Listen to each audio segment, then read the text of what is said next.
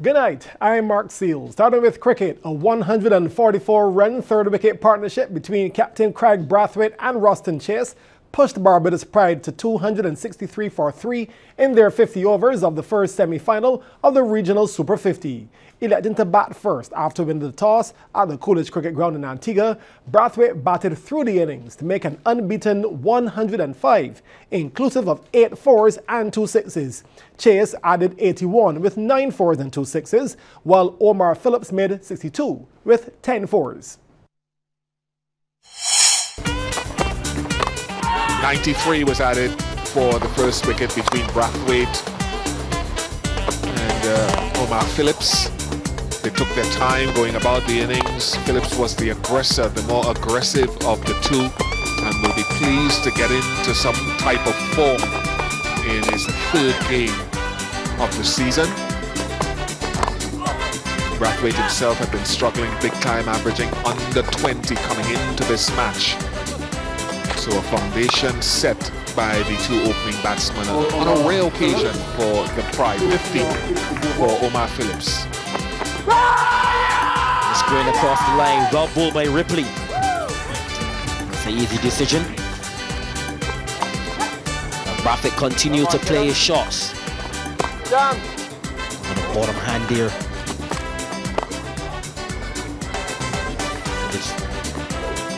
John McCarter wait for the big slug sweep. And it was put down by Stewart. And his wicket didn't last long. Going caught by Dickerson, well bowled.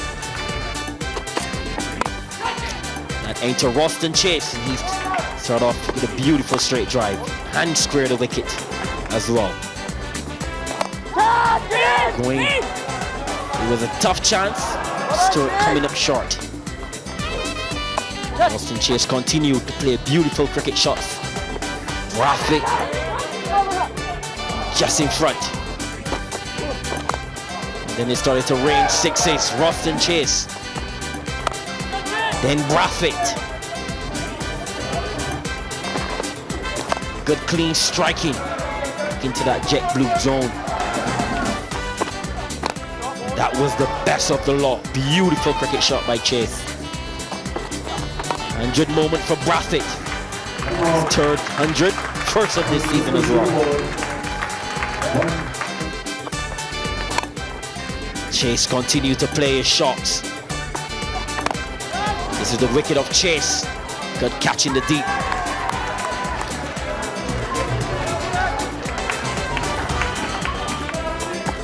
And the last ball, a dot ball. Kent will need 264 to win. Now, due to rain interruptions, the DLS method has the new equation as 259 off 48 overs. The Pride have started the defense of that target, and Kent were 57 for 2 after 12 overs. The game is live on MCTV's ESPN1. Switching now to track and field, where Set B are once again the athletics champs at the Courage and Parry School. Taking place today at the National Stadium, the defending champs led the way with 768 points, ahead of Set C with 620 and Set F 576. They were followed in 4th, 5th and 6th by E, A and D sets respectively. Now Set B have now won CP Sports 9 of the last 11 years. Tafari Bishop of Set C was named Victor Ludor. He got 65 points, while Tamia Battershield of Set A was crowned victorious with 79. CBC's Akeem Klinkett reports. Under 13 girls 100 meters, chasing the record of 13.44 set by Stacia Hines back in 1996. Ciara Pego of Set C came down the track the quickest, falling short of the record, but still winning in 13.67 seconds. She's followed by Kiara Fraser of Set D and Chanel Kerr of Set B. Under 13 boys' turn, and the race was evenly poised through the drive phase. But once they hit the 50-meter mark, this race was all Kimar Slocums of Set A. He runs away with it in 13.63 seconds. He's followed by Joshua Husbands of Set D and Kimani Evelyn of Set B. Under 15 girls' turn, and like Prince sang back in 1984, it was a purple rain.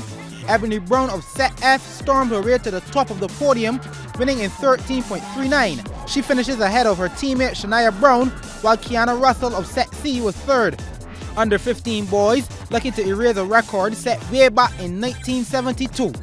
Even race right throughout, but Tyrese Thomas of set E gets the job done in 12.60 seconds. Thomas in the orange narrowly beats Mackay Griffith of set B, while Joshua Morris of set D follows for the bronze. Under 17 girls, and the battle was in the middle of the track between Akeelia Lover of set D and Zeta Cox of set F. Lover led for most of the race until Cox shifted gears to win in 13.25 seconds. Lover finishing second, while Abrian Ben of set B followed in the number 3 spot. Under 17 boys looking to heat up the track. Leading the charge for the goal was J.D. Lowe of set E and Samario Chapman of set C. Chapman thought he had it in the bag, but Lowe pipped him on the line, winning in 12 seconds flat. Chapman the silver, while his teammate Roniko Rock collected the bronze. To the big girls, and the yellow team finally arrived. Tamia Battleshield of set A wiped her competition with little effort. She stopped the clock in 12.89 seconds ahead of Jaquila Griffith of set E and Anika Farmer of set D. And of course, the big boys, who will have the bragging rights of fastest boy in the school.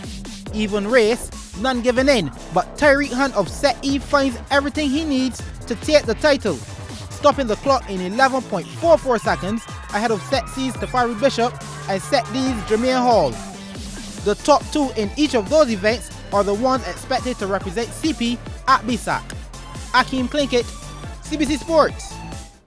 Well, thanks, Akeem. Meanwhile, over at Crampton Street, Hardison College also held their school sports. Now, while the sports was scheduled to take place on Friday, college brought forward the date based in part for their top athletes needing to be fully prepared and fit for Junior Nationals this weekend. But on the track, Armstrong were crowned the new champions, collecting 1,526.5 points. They beat out defending champs Dalton with 1,402. Dighton and Cullimore followed in 3rd and 4th respectively. The victor to Durham was Tia Hines of Dighton with 83 points, while Yannick Burrows of Armstrong was the victor with 85.5.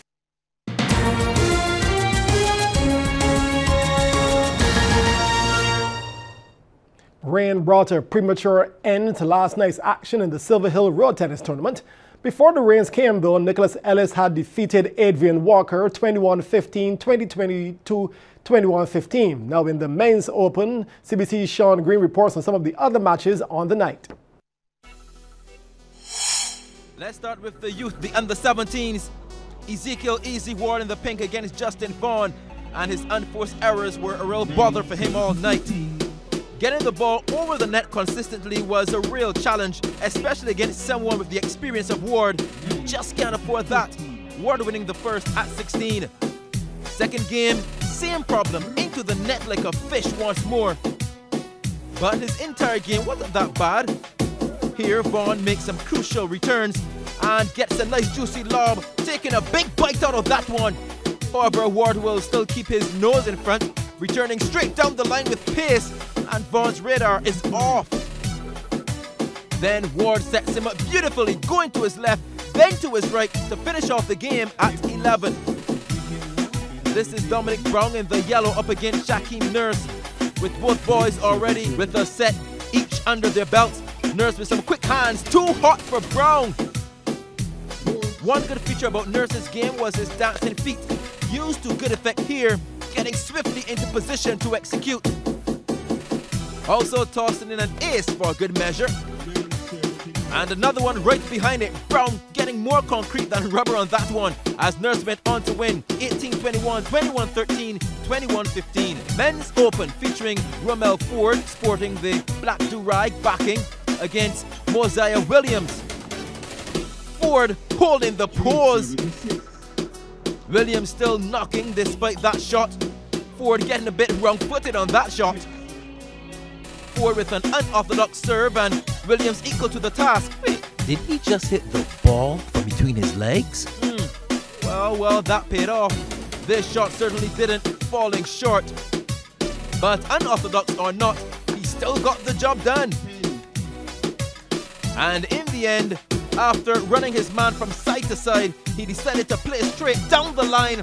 Ford was too slow. Williams winning 11-21, 21-16, 21-17. Now to the women, featuring Abigail Haynes against Julia Morris Young in the all-green top.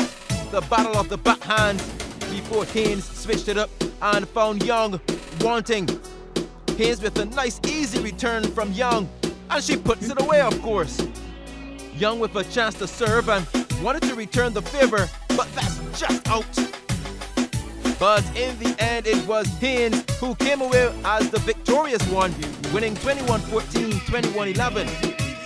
And in the other women's match, which featured Juliet Worrell and Asabi Downey, it only got as far as one set, with Worrell winning that one at 15, before a downpour brought an end to proceedings.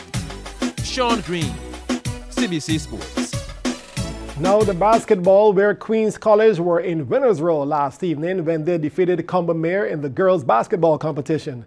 Playing at the Waterford courts, the husband girls completely steamrolled Combermere to collect an easy victory. CBC's Akeem Klinkett reports. QC in the red on offense, patient passing to find a way to Dana Braffett, who drains the jump shot. Anna Ashby then finds her way inside the paint and produces a jump shot of her own, which she gets to go down.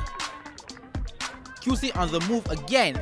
Fluent passing allows Alicia Maskell an open shot, and she makes no mistakes. QC then comes good on defense, releasing Ashby, who banks it in off the backboard for an easy 2 points. QC leading at the half, 16-0. In the second, QC picked up where they left off. Ayunde Knight opened, and she has no problems converting. She had a game-high 12 points. Knight then provides the pass before following up for the offensive rebound and, of course, the putback. The second half was all Knights, inbounding the pass to the top of the key before receiving it and finishing off the move. Combermere made sure it wasn't a complete blowout though, scoring off a free throw to get on the sheet. But the QC girls reigned supreme on the evening, taking the game 30-2. Akeem Klinkett, CBC Sports. Well, here are some of the events happening tomorrow, February 22nd. Ellerslie will have their sports at the Usain Bolt Complex, and QC will have theirs at the National Stadium, both at 9 a.m. And semi-final number 2 in the Super 50 will be tomorrow, the Volcanoes versus the Jags. It'll be live on MCTV's ESPN 1 in Antigua. Well, that's it for another night of sports. We're going to have the Olympic Games, the Winter Olympics, later on CBC TV 8. I am Mark Seal. Enjoy your viewing.